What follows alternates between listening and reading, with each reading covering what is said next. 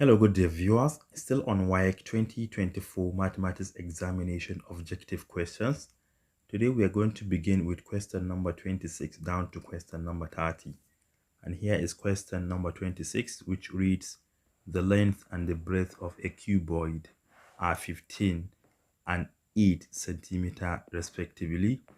If the volume of the cuboid is given as 1560 cm cube, we are asked to calculate its total surface area.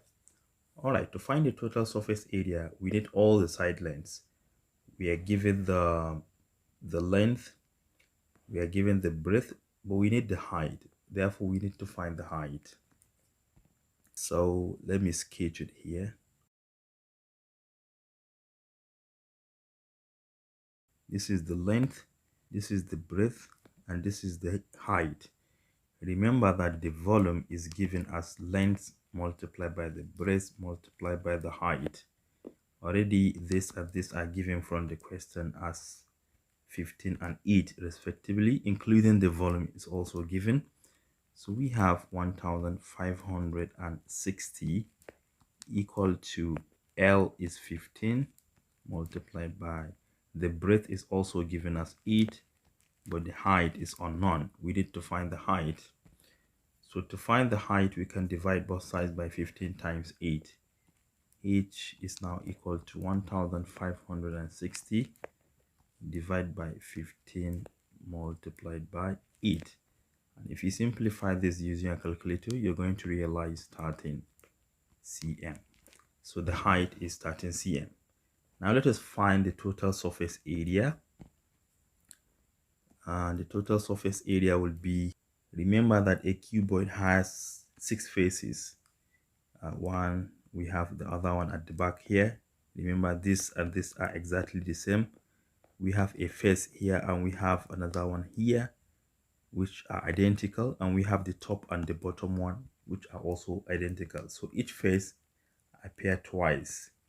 So the formula will be 2 multiplied by this area right here will be the breadth times the height, BH, plus, let me take this one, which is going to be LH, and lastly we have this one. Remember, this is L, this is B, so we have LB. Let's plug everything here. This is equal to 2 multiplied by the breadth is given as what, 8, and the height is 13, so we have 8 multiplied by 13 plus L is given as 15 from the question, the height is 13, then lastly we have L times B. L is 15 and the breadth is 8. So let's simplify everything here. This is equal to 2. We have 8 multiplied by 13, which is 104, plus 15 multiplied by 13, which is 195, and lastly we have 15 multiplied by 8, which is 120. Then we need to add all of these numbers together. 120 plus 195 plus 104, that is 419. 2 multiplied by 419. If you do that, you're going to get 838 cm squared. And this is said to be the total surface area of this cuboid. Now let us move on to question number 27. Question number 27 reads, the number 1621 was subtracted from the number 6244, all in base x, if the result is 4323, which is also in base x. We are asked to find this x. We have several options here.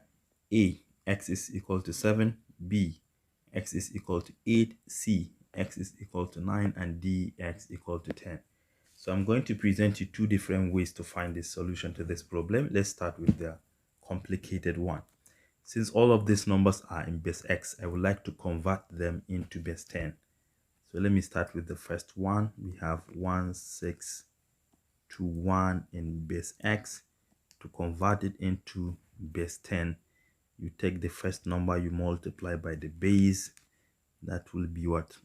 1 times x is x, plus take the second number, which is 6, times it by x, take 2 multiplied by x, and lastly take 1 multiplied by x, which is just x. Then assign index 0, 1, 2, 3. Then simplify. This is going to give us x cubed plus 6x squared plus 2x. Then x to the power of 0 is 1. So we are done with this first number. Let's take the second number, which is 6,244. 6,244 also in base x. This will be 6x plus 2x plus 4x plus 4x.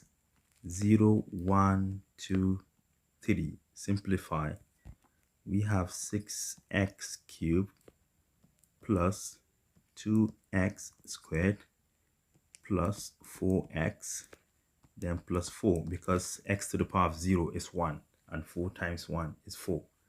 Then the last number here, which is 4323. 4323. Let me confirm. Yeah, base x. This will be 4x plus 3x plus 2x, and lastly we have 3x. 0, 1, 2, and 3. Simplify. We have 4x cubed plus 3x squared plus 2x plus 3. But remember, they said that if this number was subtracted from this, so I would like to take this and subtract this. 6244, 6244 in base x minus 1621, 1621 in base x will be equal to what? So we are going to take the result here and subtract this one. Well, let me do that directly, because they said the result is equal to what? Is equal to 4323. So let me just write it here. 4323 in base x. So let's perform the subtraction. Let me just copy the numbers. We have this one as the first one. Then let me take this one. I don't have more space, so let me start with the subtraction before we equate them. This minus this will give us 5x cubed. 5x cubed. This minus this will be negative 4x squared. This minus this will give us 2x. And 4 minus 1 will give us 3. And they said that the whole of this is equal to this, and this represent this one, right? So I'm just going to copy this one as well. I would like to bring all of them to the left hand side. We have 5x cubed. As this crosses over, it becomes negative, and 5 minus 4 is 1, so we just have x cubed. Then we have negative 4x squared. If this crosses over, it becomes negative 3, and negative 4, negative 3 is negative 7x squared. This, as this crosses over, it becomes negative, so we have 2x minus 2x, which is 0. 3 minus 3 is also 0, so we have nothing except 0 to the right. To the left hand side, we have x squared in common between the two terms. We have x minus 7. If you factorize it, it is either x squared equal to 0 or x minus 7 equal to 0, which means that x is either 0 or x equals 7. Remember, x represents a base, so x cannot be equal to 0 because we don't have 0 base, which implies that the x we are looking for is equal to 7. Let me show you the simplest way you can find this in case of objective question. Though it is objective, you don't have to waste time doing all of this.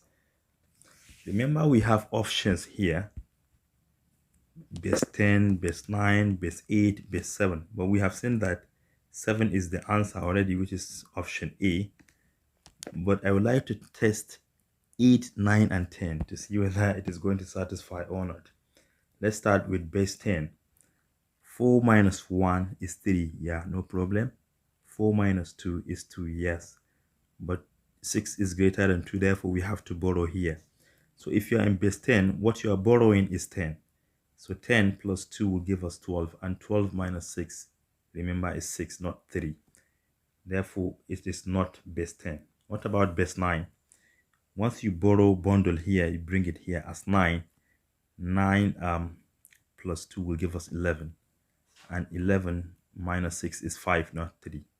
Therefore, it is not base 9. What about 8? If you borrow bundle here, it is 8. 8 plus 2 is 10. And 10 minus 6, remember, is 4, not 3. What about 7? As you borrow 1 here, it becomes 7 here. 7 plus 2 is 9.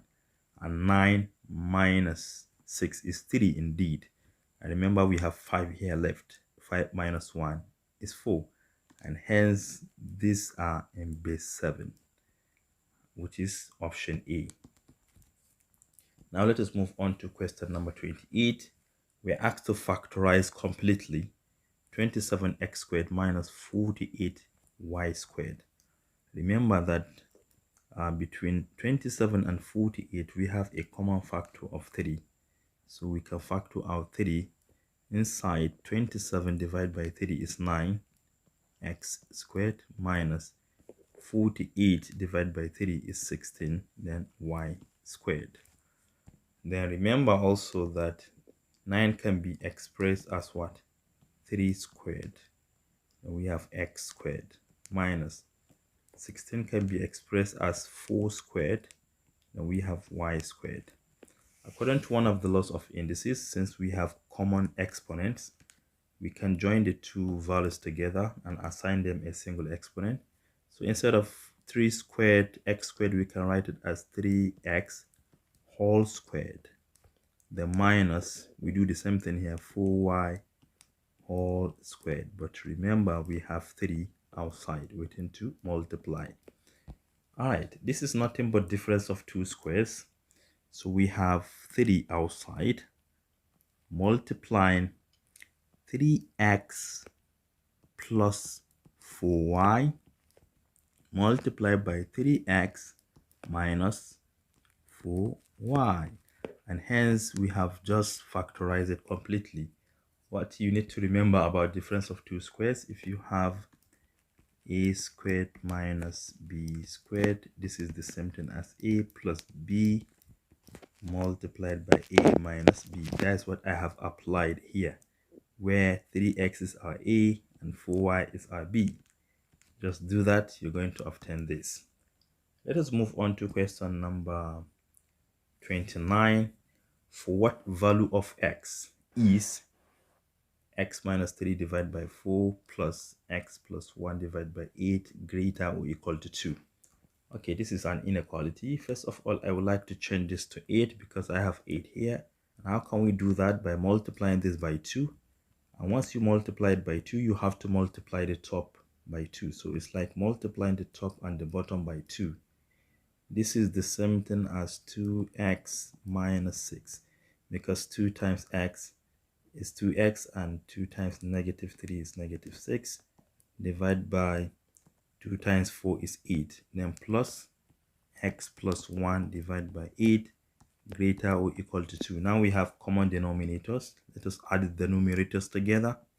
2x minus 6 plus x plus 1 divided by 8 greater or equal to 2. All right, 2x plus x is 3x. So we have 3x. Then minus 6 plus 1 is minus 5. Minus 5. And you can cross multiply directly. 8 multiplied by 2 will give us 16. Then you take this one to the other side. We have 3x greater or equal to 16 plus 5, which is 21, right? And if you divide both sides by 30, we have x to be greater or equal to 21 divided by 30, and 21 divided by 30 is 7, and hence the solution to this problem is x greater or equal to 7. Now let us move on to question number 30, which you can see right here. We are given a diagram here which is under cycle theorem, and we are asked to find the value of the angle marked y. So we are looking for this angle, but pay attention to this. This is a triangle, right? What about this one? This is an exterior angle of that triangle, and according to the theorem, it's stated that exterior angle of a triangle is equal to the sum of the two interior opposite angles. So once you add these two together, you're going to get this. So the name of this angle is QST or TSQ, all the same. TSQ is equal to SQR plus QRS.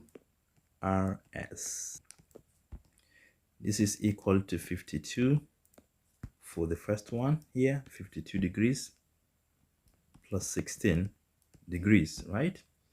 And this is equal to 68 degrees.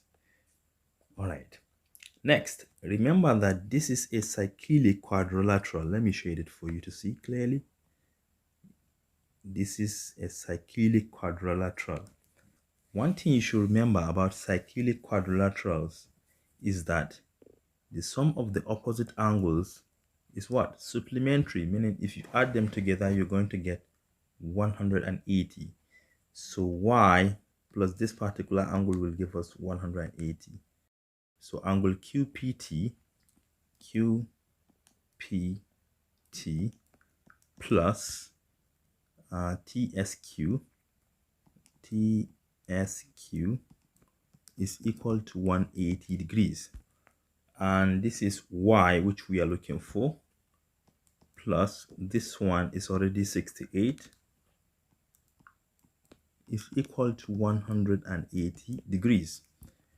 And lastly, y is equal to 180 minus 68 degrees, and y is equal to 112 degrees. And this is said to be the solution to this problem. Thank you for watching. Do share to your learning colleagues, and don't forget to subscribe to my YouTube channel for more exciting videos. Bye bye.